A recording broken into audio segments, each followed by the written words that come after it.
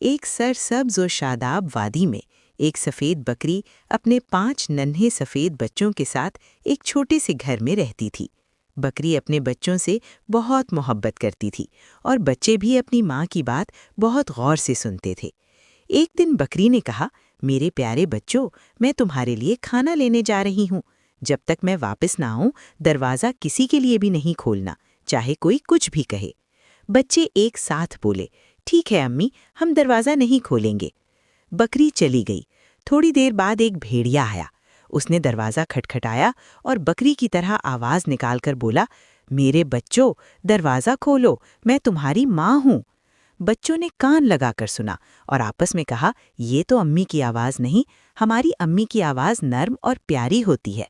उन्होंने दरवाज़ा नहीं खोला। भेड़िया चालाक था। वो गया और शहद खाकर आया ताकि उसकी आवाज़ पतली हो जाए।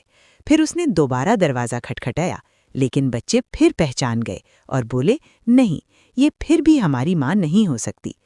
अब भेड़िया और ज्यादा चालाकी पर उतर आया। उसने अपने काले पांव सफ़ेद आटे में डुबो दिए और दरवाजे के नीचे से पांव दिखा दिए। बच्चों ने जब सफ़ेद पांव देखे तो धोखा खा गए। उन्होंने दरवाज़ा खोल दिया।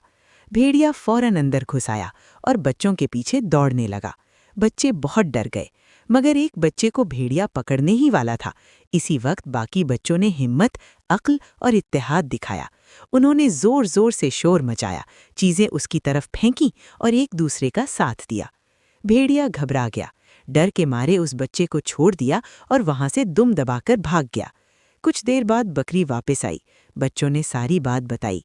बकरी ने खुश होकर बच्चों को गले लगाया और कहा, मेरे बहादुर बच्चों, तुमने साबित कर दिया कि अक्ल, हिम्मत और एक साथ रहने से हर मुश्किल आसान हो जाती है।